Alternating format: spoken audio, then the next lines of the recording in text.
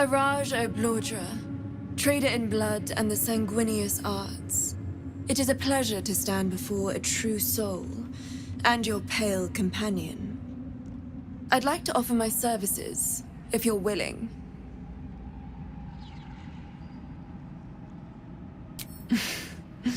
Please. You think someone in my line of work wouldn't recognize a vampire spawn when they see one? I trade in blood, and the potions that can be wrung from it. I'm more than happy to make you one, if you'd honor me with your blood. With one drop, I can brew a rather potent potion for you. The rest, I keep for myself.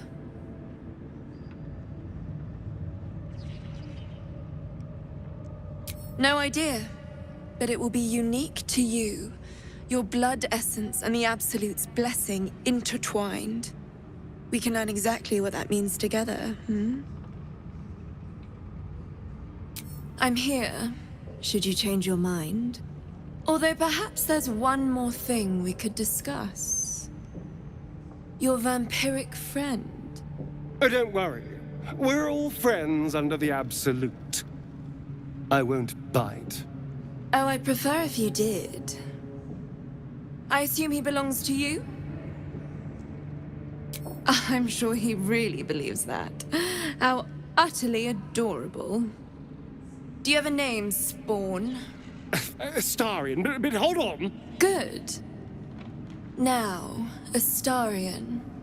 I've dreamt of being bitten by a vampire since I was a young girl. I'm sorry, you want to be bitten? To feel your life's blood slipping away. To dance on the edge between life and death. Yes, I want it. I'll even compensate you. A potion of legendary power that forever increases the strength of the one who consumes it. It's not for sale, but it's yours, if you bite me. I will have to decline. Excuse me? This is a once-in-a-lifetime opportunity, and you're squandering it. I gave you my answer. Can't you talk some sense into your obstinate charge? How very disappointing.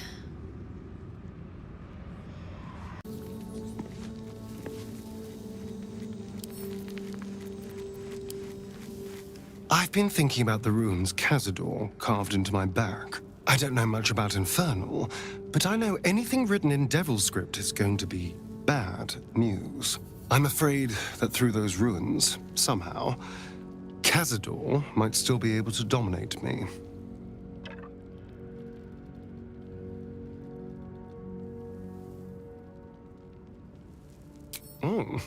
Any excuse to get my shirt off, I see.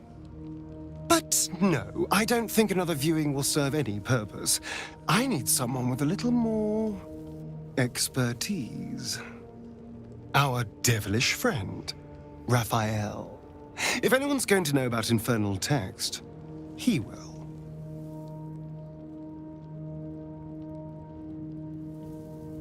Well, we won't know until we ask now, will we?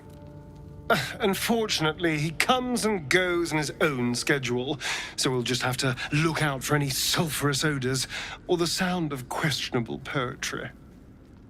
Meanwhile, I think I'll spend some time studying the art of infernal negotiations.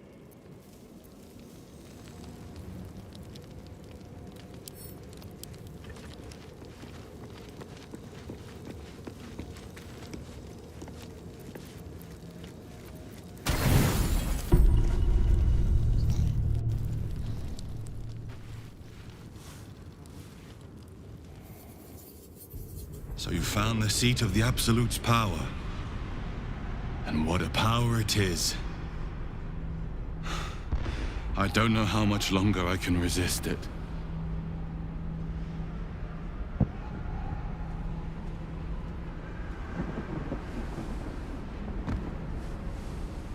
Ketheric Thorm is clearly important. But I wonder if there's more to it than that. It just doesn't stop.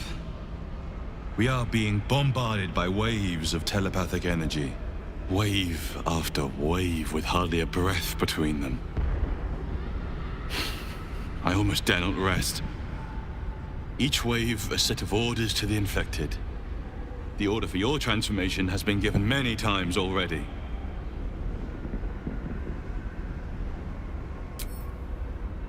I'm afraid this burden is one I have to carry alone.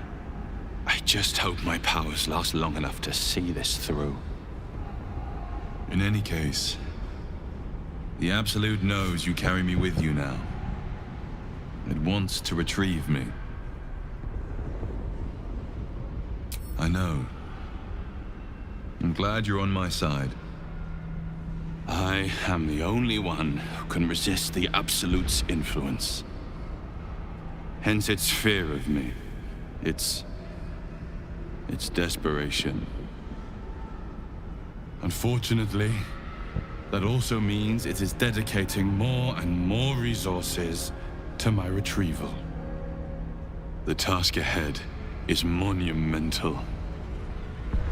But we're all that stands between victory for the Absolute and freedom for all. This is not just about you and I anymore. It has become far bigger than us. You must infiltrate Moonrise Towers, discover the secrets of the Absolute, and put an end to it. So we can finally be free. Now I must rest. And you must carry on. Do not let my efforts be in vain.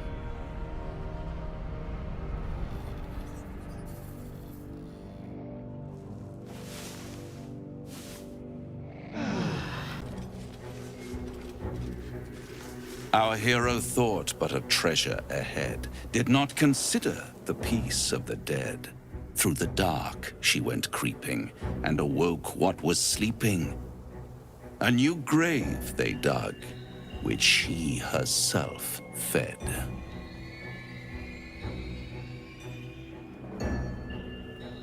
Merely protecting my assets. I've grown quite fond of you, you know, in my way. I thought it only fair to warn you about the dangers ahead. Oh, we both know they are soon to be revealed. It would be pointless of me to try to bar you from entering. But I can set the scene, as it were. Prepare you for your role.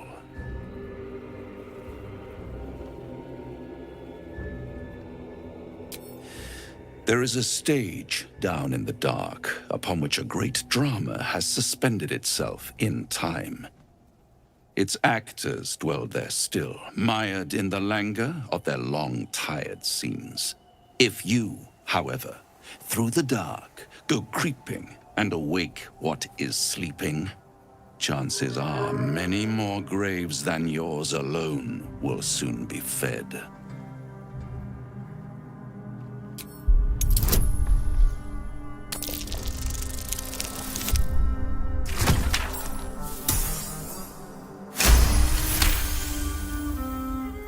Very well. There is a creature that lurks in silence and shadow. A creature who, like me, is very much of the infernal persuasion. Should it make its way out through the very doors you are about to brazenly swing open, you'll have unleashed a pestilence upon this realm. In truth, it is carnage incarnate. So if you meet the devil of which I speak, kill it. Consider no other course of action.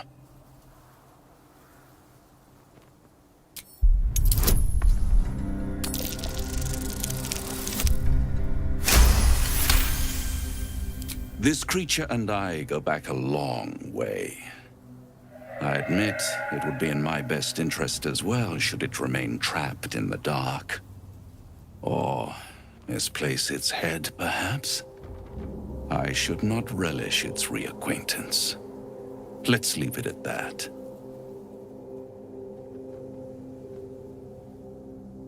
You have it in you to author a thrilling finale if you heed this warning. Do not underestimate this opponent. At best, you will have the blink of an eye to strike. Strike first, strike true, defy the odds, for they are distinctly in its favor. That much I owe the bastard to concede. Wait. Before you go, I have a proposal of my own. A proposal? If you're hoping to taste my blood, little vampling, think again. It burns hotter than wyvern whiskey. This is serious business, devil. Well, a long time ago, someone carved some runes into my back. I'd rather like to know what they say. It's something of great importance to your master. But is it a love letter, a warning, or a deed of ownership? I can give you all the gory details, and I will, once the beast that lurks below is vanquished and sent back to the hells. Then we have an understanding. I look forward to our next meeting. Scars often tell such wonderful stories. I think yours might be truly exquisite. I want to thank you. For what you said, whilst I was in front of that vile drow. I spent 200 years using my body to lure pretty things back from my master. What I wanted, how I felt about what I was doing, it never mattered. You could have asked me to do the same. To throw myself at her. What I wanted, be damned. But you didn't. And I'm grateful.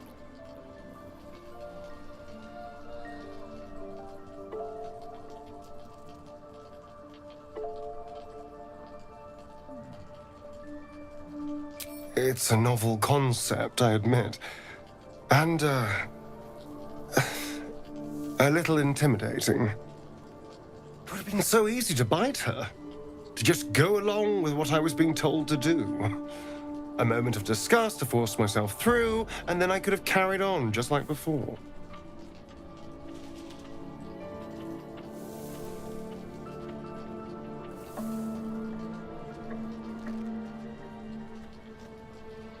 Well, of course.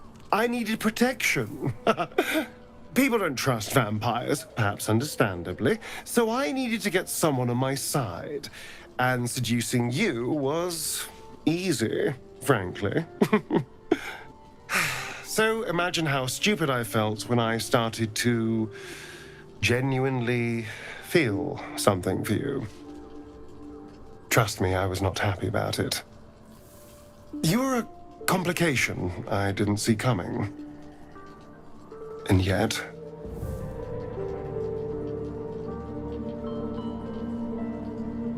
Really?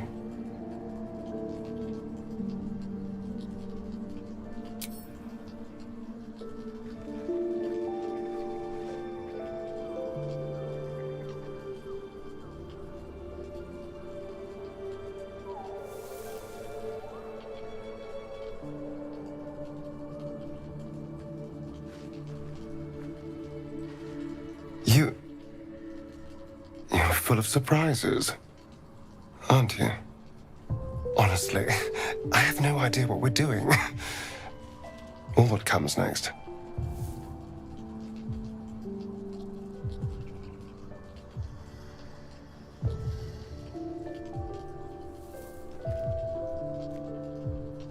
But I know that this is nice.